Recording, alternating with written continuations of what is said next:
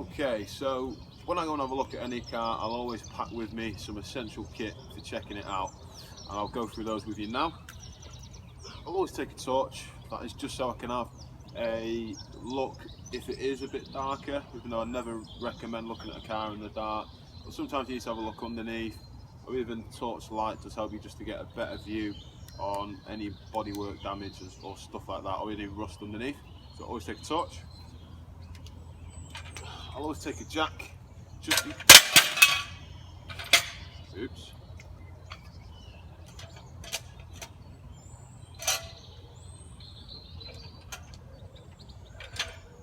Sorry, Dad. I'll leave.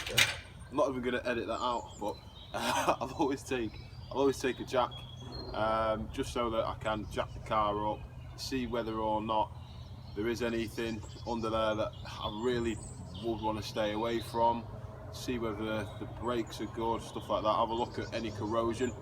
And I'll also take a toolkit, just so that I can undo any nuts, bolts, and access anything that I need to access. So let's get on with the checks. The first thing I will always check is the engine.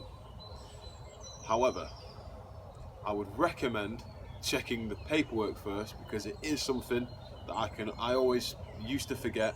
Used to get too excited by the car. I've not checked how many previous owners it had, whether it's Cat C, Cat D, mileage, stuff like that. So make sure that checks up, and then we get to the engine. So what I'm going to do, I'm going to read out the kind of checklist that I'll go through with the engine, but I'll do that behind the camera so you guys can see this beautiful engine bay and not just see me rambling on.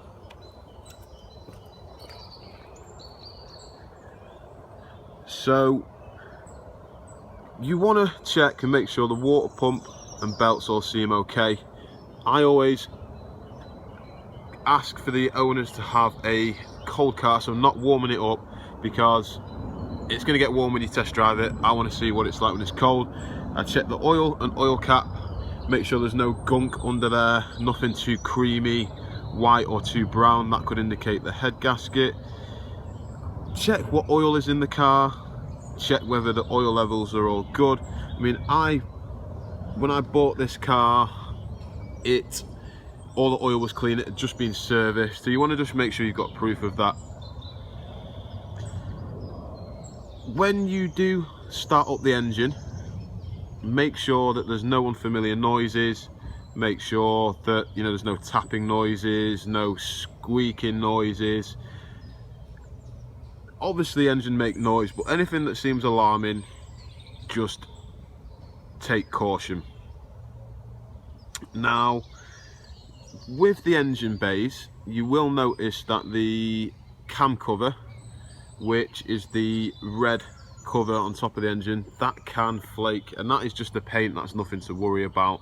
But you really just want to make sure there's no noises, rattles, vibrations and leaks at all. So what we'll do now is we'll get the car started and we will see how it goes from there.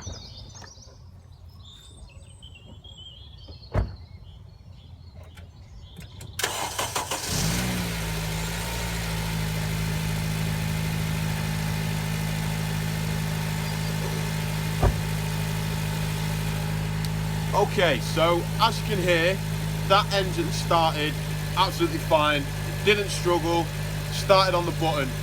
That is what you want to feel, that's what you want to hear, that's what you want to see. Now, I will always let the engine warm up a little bit, and I will just make sure that any noises don't increase or decrease before taking it out. So whilst it's running, what I will then do is do my other checks, which we will go through now.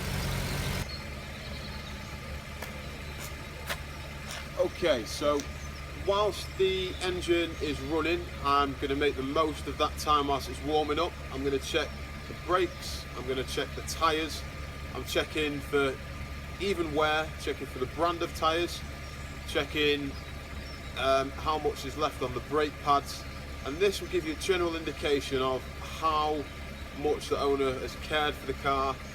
But I wouldn't be put off by bad tyres, bad brakes. Just you know what it's like, you get a bit lazy, especially when you're coming to sell the car, so just ask them when they were last done, and just you're checking just to see how much you're going to have to spend on the car after you've bought it, and then you can then try and have a bit of a barter on the price. So what I'll do is, I usually check the tyres. I mean, these are brand new tyres. I'll check the brakes.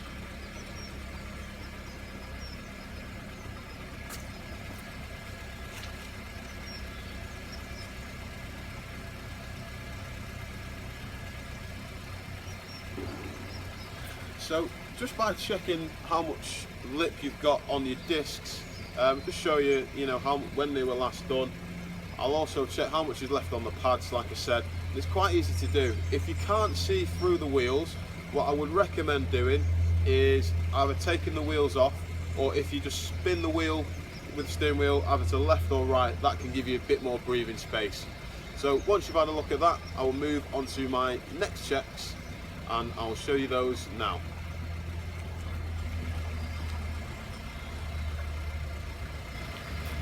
Okay, so before going for a test drive, it's kind of hard to see whether there is any knocks, creaks from the suspension or from the wishbones. However, it is something that you really don't want, as it can mean expensive work. But what I would always do before taking it out for a spin, I would just check the steering rack, just going left, static, going right, and it will expose any ball joint problems, any wishbone problems quite quickly. So I'll show you that now.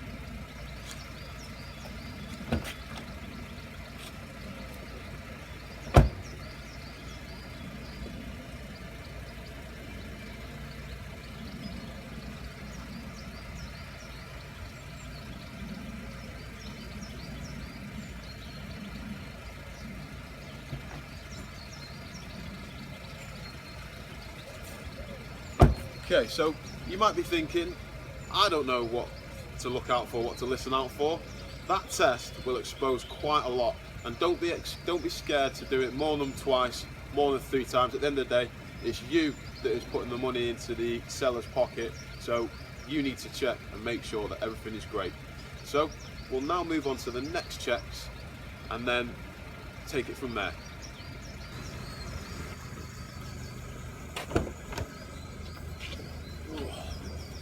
Okay, so next, what we'll do is we'll check just to make sure that the water temperature is up to the 90-degree mark and no more. Like I say, we've done some of the other checks whilst the car's warming up for this reason. What I'll also do is just check again that all the controls work, all the electrics work. So I'll check the heating, I'll check the radio, I'll check the lights, I'll check the reverse lights, I'll check the brake lights, just to make sure that everything is okay. Now, if you've not got anybody to turn the lights on and off, or indicators on and off, what I like to do is just put the hazards on, walk around the car, and if I'm wanting to test the brakes, what I can do is I'll use my toolkit or something heavy just to put the brake lights on, or I will set my phone on record behind the car just so I can test the reverse gears and the lights there. Now, another thing that I like to check on these is whether the engine starts and stops every time once it's warm. So what I will do is I'll turn the engine off, I'll turn it back on again, I'll turn it off, I'll turn it back on again, and I'll do that 3 or 4 times. Just make sure all the plugs or everything is sweet, especially if I know I've got to drive a long way home. I'll also check the windows, make sure they're going up and down, and I'll make sure that I check the mirrors. Again, it's not essential for driving, but at some point you're going to have to get it fixed, and it can be really, really annoying. So, you can check the horn, make sure that's all working, and just have a general look around the car, see about the wear and tear on the steering wheel. If you've got a car that has, let's say, 30,000 miles on it and the steering wheel is worn or the gear knob is worn, likely that it's been clocked. So just keep an eye out. General interior, things like the seat bolsters, make sure they're not too worn if it's a low mileage car. But apart from that, just do your general interior checks. I won't bore you with that too much. Just make sure that you're happy. All right. So we'll go on to the next bits. Okay, so some more important bits just to go through before you test drive. Does it have both keys or one? Are all of the manuals and service books, etc., MOTs, V5, is it all there? Make sure it's HBI clear, finance free. Another one that has caught me out before, I've got all the way home, got a puncture within a week and realised it's not got the locking wheel nut key. Make sure the major service stamps are done, 75k service, make sure the valve clearances have been done, filters, fluids, just everything is just done. Now the major services on these are the 50k service and the 75k service. When you see the car, these are such exciting cars, you'll fall in love with it, no doubt, but don't let that be the reason you buy it. Do your homework. So we're just going to now do a few exterior checks and then we'll move on to the checkpoints for when you go out for a test drive.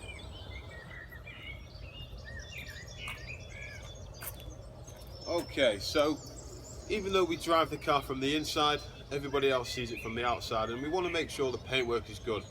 Now, a common thing with the paintwork on these is they do get stone chips really easily, especially on the bonnet. So you just want to have a quick check to make sure they're not too excessive. You will see them on the bonnet there. Now, you want to check for any damage on the jacking points, where the car may have been jacked up incorrectly. Just like I said, have a look underneath. That's why the torch is important. Just make sure that there is no unnecessary damage. Now, one thing that I like to do is just have a quick look down the sides of the car from every angle, check to see whether there's dents or any damage that you may not have been told about, just like this.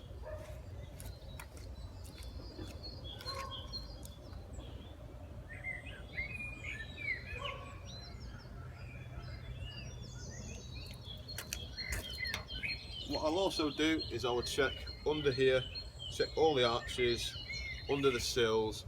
I will also check, I'll open the doors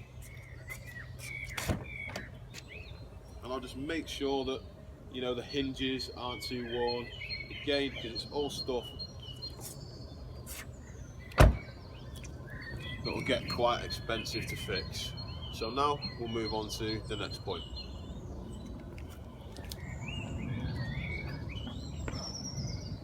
Okay, so when you do go for your test drive, make sure you make the owner aware that you want to be taking it out.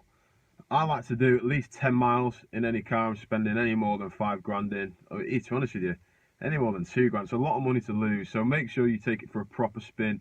Really do use the car, really do test the car, test the brakes, make sure that it's not pulling left and right. Now these cars do have a few common faults which I will go through with you now, that you want to look out for on your test drive. So the biggest thing is third gear can pop out in the earlier models, 2006, 2007.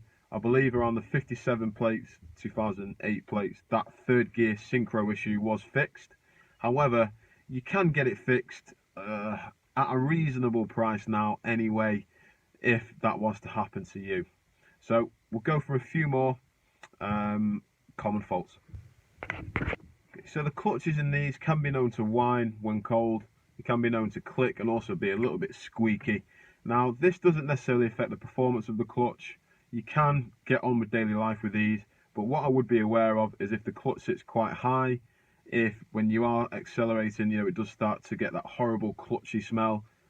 If you notice a lot of hopping and kangarooing, that can all be signs of the clutch wearing, or even the clutch and brake fluid not being changed or running low. So I really would trust yourself on how you think a clutch should feel and make sure you stick with it and don't buy a car that has a horrible clutch.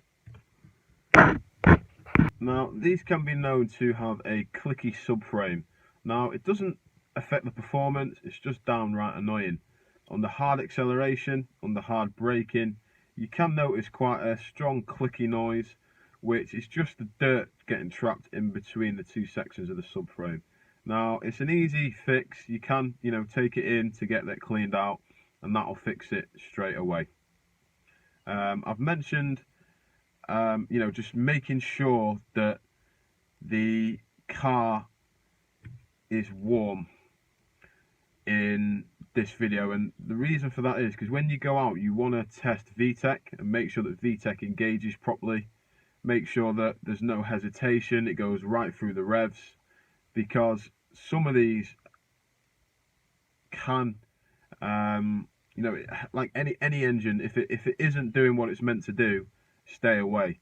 And it could be down to poor maintenance, which means if it's not doing something that it should be doing, what else could be wrong? What else could be unmaintained? So that's just food for thought.